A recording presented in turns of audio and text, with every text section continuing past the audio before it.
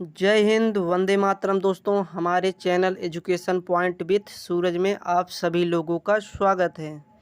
इस पंचवर्षीय योजना की श्रृंखला में हम पहुंच चुके हैं अंतिम पड़ाव पर, वो भी 12वीं पंचवर्षीय योजना। दोस्तों, वीडियो अच्छा लगा तो शेयर ज़रूर करना दोस्तों, और चैनल को प्लीज़ सब्सक्राइब कर लेना ताकि आने वाली वीडियो आपको आसानी से मिल सके। तो आइए शुरू करते हैं 12वीं पंचवर्षीय योजना। 12वीं पंचवर्षीय योजना शुरू हुई, लेकिन 2014 में जब चुनाव हुआ तो बीजेपी की सरकार बनी और बहुत सारे बदलाव किए गए। 2015 का साल बदलाव के लिए जाना जाता है, जिसमें बजट में बदलाव किए गए, रेल बजट और आम बजट को एक किए गए, और योजना आयोग जो इतनी लंबी समय से चली आ रही थी उसे समाप्त कर दिया गया। उसके स्थान पर नीति आयोग लाया गया। आइए जानते हैं कि 12वीं पंचवर्षीय योजना में क्या लक्ष्य रखे गए और कितने लक्ष्य की प्राप्ति हुई।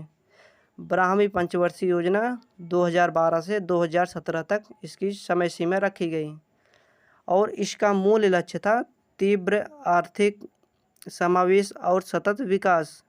वही मूल लक्ष्य रखा गया जो 11वीं पंचवर्षीय योजना में रखा गया था। इसका मॉडल था, इसमें कोई मॉडल ही नहीं मिला 12वीं पंचवर्षीय योजना में। और इसके अध्यक्ष मनमोहन सिंह और उपाध्यक्ष मोंटेग सिंह अहलूवालिया वही दोनों थे जो 11वीं पंचवर्षीय योजना में थे। तो आइए देखते हैं इस पंचवर्षीय योजना में क्या क्या उद्देश्य हैं। जैसे पहला है 2017 तक सभी गांवों में बिजली उपलब्ध कराना था। ये उद्देश्य 11वीं पंचवर्षीय योजना में भी रखा गया और 2017 तक सफल भी हुआ। और दूसरा है ग्रामीण आबादी में 50% जनसंख्या को उचित पेयजल की सुविधा उपलब्ध कराना। और तीसरा है हर साल 1 बिलियन हेक्टेयर क्षेत्र में पेड़ लगाकर हरियाली फैलाना। वास्तविक समय में 2012 का जो दौर था, उस समय क्योटो प्रोटोकॉल अपने समापन की ओर था, या उसकी दूसरी अवस्था शुरू होने वाली थी। तब भारत ने भी अपनी जिम्मेदारी को समझते हुए जलवायु परिवर्तन से निपटने के लिए प्रतिवर्ष 1 मिलियन हेक्टेयर क्षेत्र में पेड़ लगाने का लक्ष्य रखा गया था। और चौथा है देश में 90% परिवारों में बैंकिंग सेवाओं से जोड़ना। लेकिन वास्तविक रूप से यह उद्देश्य मोदी सरकार के बाद ही प्राप्त हो पाई, जब जनधन योजना आई। तो आइए देखते हैं इस 12वीं पंचवर्षीय योजना में सरकार द्वारा कितना अनुमानित लक्ष्य रखा गया और कितना प्राप्त हुआ। जिसे अनुमानित लक्ष्य रखा गया था जीडीपी का 10%, बहुत बड़ा लक्ष्य रखा गया था, लेकिन प्राप्ति लक्ष्य अभी तक का कोई जानकारी नहीं मिल पाई है।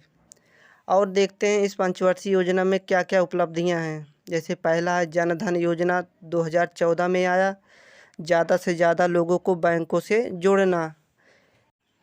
दूसरा है मेक इन इंडिया 2014 में आया, देश में विनिर्माण क्षेत्र को बढ़ावा देना। और तीसरा है बेटी बचाओ बेटी पढ़ाओ अभियान 2015 में आया, बाल लिंगानुपात में सुधार लाना तथा महिलाओं को शिक्षा में बढ़ावा देना।